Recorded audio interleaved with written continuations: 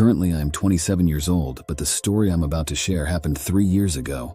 Back then, I had a girlfriend and we had been dating since high school. She was lovely, cheerful, and had a great personality. It was a perfect match because I'm a bit shy and reserved. We had been together without any major arguments. At most, we'd have cute disagreements over things like what to eat or household chores, but never anything serious. Let me tell you a bit about us. We had been together since we finished high school. Our families knew and approved of our relationship. We were the same age, but she was 2 months and 13 days older than me. She was about to turn 25, and it was a time when we were thinking about settling down. However, we didn't believe in the idea that bad things happen at certain ages. We thought misfortunes can occur at any age, like accidents, and we believed more in fate than anything else. We didn't believe in things like ghosts because we had never encountered any. Back then, I had a plan to take my girlfriend on a trip to another province and propose to her. We went to a beautiful place up north with a natural and peaceful atmosphere. We stayed there for 3 days and 2 nights. One afternoon, she said she was tired and wanted to rest. So I let her sleep while I went out to buy some ingredients to cook dinner. When I returned with the groceries, I couldn't find my girlfriend. I was puzzled and wondered where she had gone. I checked the bathroom, but she wasn't there either. I then went to the lobby and found her sitting there. I asked her why she was sitting there, but she didn't respond. She just mentioned that she wanted to go out for a walk. I didn't think much of it, given the beautiful surroundings.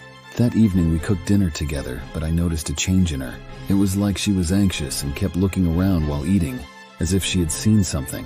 I didn't pay much attention, thinking she was just admiring the scenery. After dinner we took a shower and went to bed. On the first night, nothing unusual happened. However, on the second day of our stay, things took a strange turn.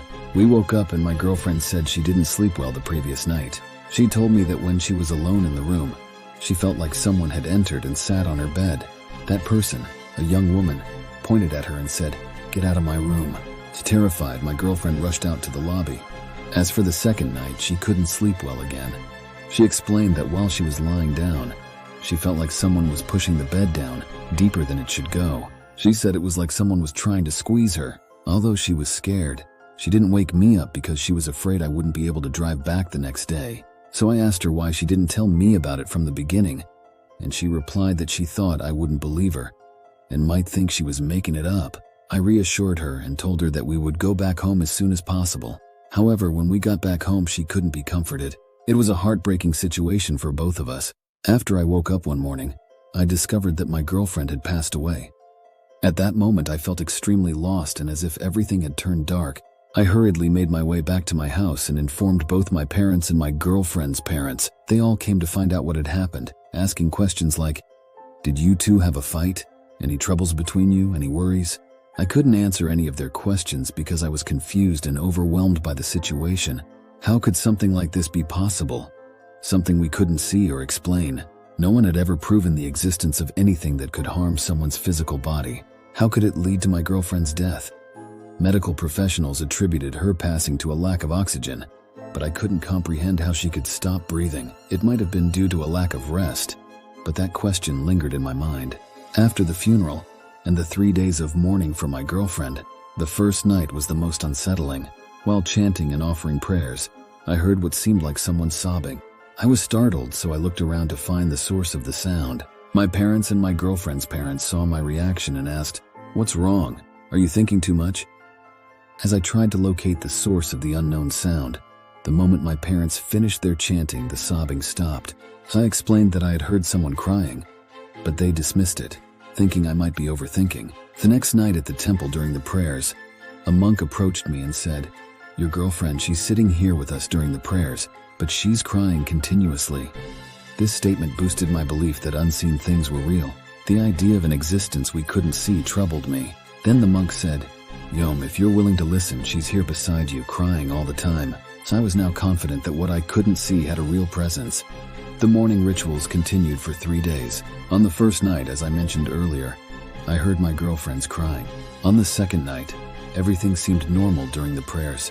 After the prayers, my parents suggested that if I couldn't handle it, I could stay with them. I told them I wanted to go back to my room. When I got back to my room, I took a shower and prepared to sleep. However, my mind was filled with memories of the day I first heard that mysterious cry. I remembered our days together and the smile she had when she agreed to marry me. I felt sad and lonely, like the world was missing something. I whispered, Yom, if you're close by, can you come to me? I miss you and I still love you. Then I went to sleep. In my dream that night, I saw my girlfriend. She was in a bright, beautiful place. She spoke to me saying, I love you, but now I have to go. Thank you for loving me and helping me. If I get to be born again, I hope I'll remember your face. After she said this, she disappeared into the light. But right after my girlfriend left, I saw that same mysterious woman sitting beside me, pointing at me and saying, it's all your fault.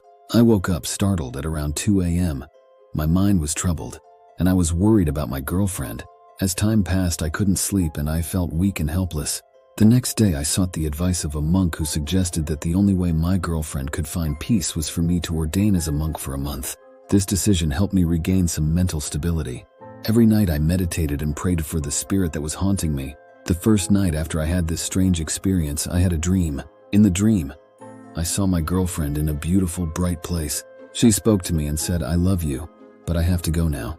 Thank you for loving me and helping me. If I get the chance to be reborn as a person, I hope I'll remember your face. After saying this, she walked into the bright light. However, right after she left, I saw the same mysterious woman sitting beside me, pointing at me and saying, it's all your fault. I woke up suddenly around 2 a.m. My mind was troubled, and I was worried about my girlfriend. As time passed, I couldn't sleep and I felt weak and helpless.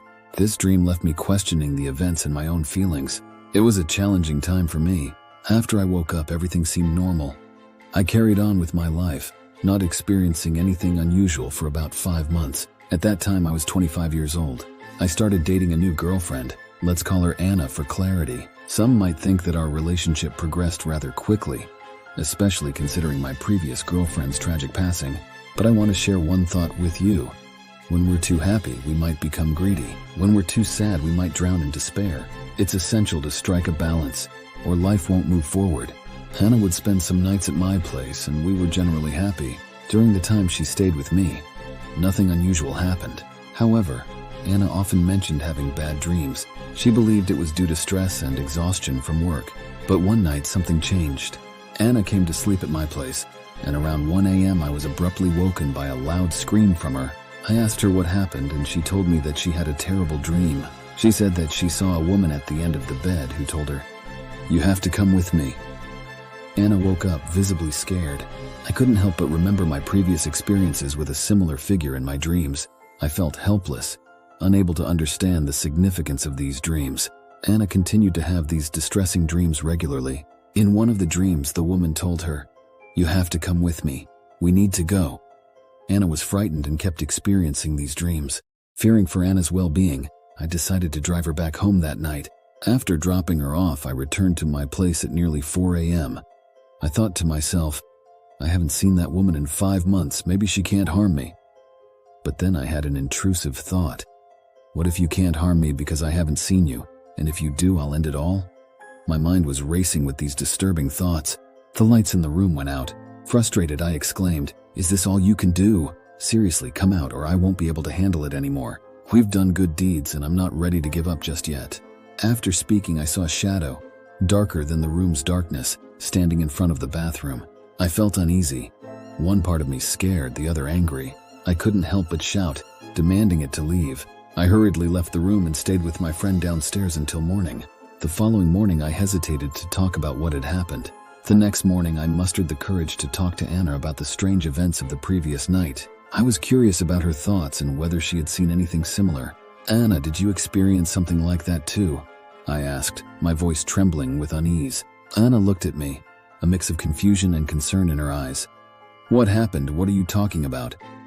I then proceeded to recount the bizarre incidents from the previous night, telling Anna about my ex-girlfriend's appearance in my dream and the subsequent shadowy figure in the room. I explained my feelings of fear and frustration. Anna listened intently and seemed worried about my experiences. Anna didn't seem to have experienced the same haunting events as me, but she was determined to find a solution. She didn't want me to endure this alone. We decided to investigate the history of my ex-girlfriend who had passed away. Maybe shedding light on her past would help us understand these eerie occurrences better. Starting from when Anna and I drove to the lodging, we arrived at the lobby. I approached the staff and asked to speak with the manager. The staff inquired about our business, to which I explained that I had some business matters to discuss. The staff asked us to wait for a moment, and after a brief pause, we were allowed to meet with the manager. Upon meeting the manager, I quickly got to the point. I asked if the manager had any information about the history of the place or any specific room. I mentioned that I had stayed here with my ex-girlfriend, and peculiar incidents had occurred. The manager responded, explaining that although they were familiar with the area, they had only recently taken over management. They mentioned that the previous owner, their grandmother, had shared some stories. According to the manager, the area used to be a dense forest with little human activity. People rarely ventured here, and those who did often didn't return. It was believed that some didn't come back because they couldn't find their way out, while others encountered strange and malevolent beings. However, when the area was developed and roads were built, a large tree prevented further construction. It was believed that the tree was a sacred place, or the dwelling of a forest spirit.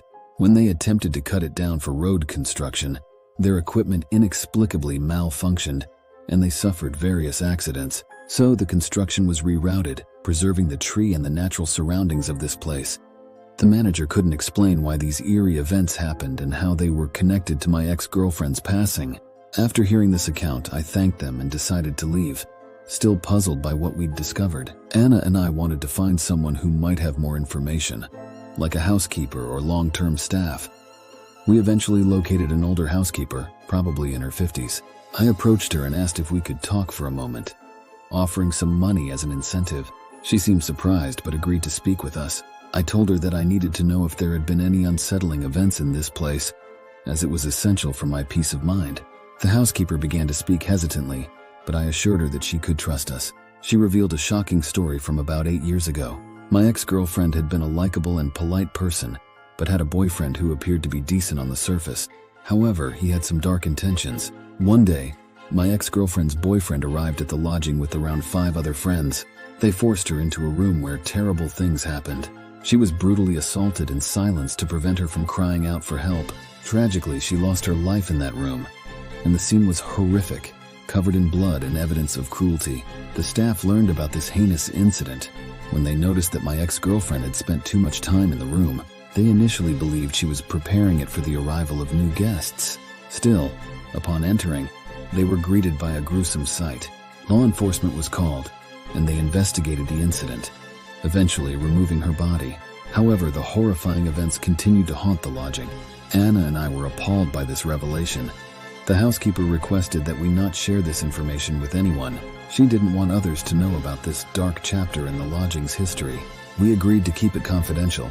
We now knew why my ex-girlfriend's spirit might be restless. She had been the victim of a terrible crime. We decided to offer our prayers and make merit for her to find peace. After obtaining her name, Anna and I headed back home and conducted a Buddhist prayer and a ceremony to ask for forgiveness and peace for my ex-girlfriend. We hoped that these acts of kindness would help her soul finally rest in peace, and I went back to living my normal life. But Anna didn't want to stay in my room like she used to because she was still afraid of what she encountered in my room. I understood, and there was no problem. The next night after finishing work, I returned to my room and called Anna to talk on the phone as we usually do. We talked until we said goodnight. Anna asked, "Whose voice was that?" I replied, "What voice? Whose voice?" Anna told me that she heard a voice interfering in our phone call saying, "Don't mess with my people." She also asked if I left the TV or radio on. At that moment I wondered, hasn't she gone yet? After this thought, the phone call was abruptly disconnected. So I called Anna back, but I heard a woman's voice saying, "The number you called cannot be reached at the moment," which indicated the phone was turned off. I thought Anna's phone battery might be dead, so I got ready to sleep. When I turned off the lights to sleep, I felt uneasy, like I wasn't alone, but I didn't think too much about it. I tried to sleep but couldn't fall asleep. It was around 4 a.m. and I thought that maybe my body wasn't used to sleeping early. I reached for my mobile phone hoping to read something and make myself sleepy. But as I reached for the phone, I caught a glimpse of something dark at the end of my bed. I quickly picked up my phone and shone the light, but there was nothing there. I thought maybe it was just my imagination or a shadow. I tried to sleep again, but it was difficult. I eventually dozed off for a while, and when I woke up in the morning, I felt like there was a presence in the room. I thought maybe I had woken up too early. Then I remembered the strange occurrences during the night. When I went to work, I called Anna and asked why we hadn't said goodnight to each other last night. Anna said her phone battery had run out, so she couldn't call. I said it's not my phone that ran out. She asked if we missed each other's calls, but I said I was already asleep by the time she called. I thought it might have been an accident, and it could have been because of the phone's vibrations. Then Anna told me that she tried calling around 5 a.m., but the call went unanswered, and I didn't speak. She also asked why I didn't turn off the TV. I explained that I was asleep, and the phone call might have been due to the phone vibrating. Anna mentioned that she heard strange noises, like whispers, but couldn't make out what was being said. She assumed I couldn't sleep because I hadn't turned off the TV. I reassured her not to worry, and we decided to perform a religious ritual to bring peace. Time passed and the situation remained unsettling. Last night I didn't talk to Anna on the phone because I told her that I needed to finish some work first. I said we could talk tomorrow. While I was working, the lights in my room suddenly went out. I was a bit surprised. After a while, the power went out again. I saw a dark shadow near my bed. I said, "You can leave now. We have nothing left. Please go to a better place." The shadow disappeared, so I got up and turned the lights back on, and everything seemed normal. The next morning, Anna called me and said that she had a dream about the lady again, and this time the lady was standing right next to her. The lady told Anna, "Don't mess with my people." Anna was startled and rushed to sleep with her mother. On that day, I decided to take the day off from work. I thought about why these strange things were happening. I took Anna to a temple and then to see a monk. Anna's mother told me to visit the monk and ask why this was happening. The monk said that the lady had been following Anna since the car accident, but she hadn't moved on to a better place yet. The monk explained that she was a pure spirit, but could turn malevolent if she committed wrongful deeds while in this state. So I asked the monk for guidance on how to resolve this. The monk advised that we should release her from the karmic bonds and agreements that were keeping her in this state. After following the monk's guidance, the strange occurrences stopped. The room that used to feel uneasy returned to normal. Anna stopped having those unusual dreams. So it turned out that the old lover we encountered was a spirit, and we were able to help her move on. Now I am still together with Anna, and we plan to get married in the future. I don't need any surprises from my old lover or any other spirits. I hope you enjoyed this true scary ex-girlfriend story. If you did, don't forget to hit that like button and share it with your friends who love a good scare. And hey, if you have your own scary ex stories, feel free to share them in the comments below. We'd love to hear from you. If you're new here, consider subscribing and hitting that notification bell so you won't miss out on any future stories. We have plenty more spine-chilling tales where this one came from. Stay safe, and remember, not all love stories have a happy ending. Goodbye for now.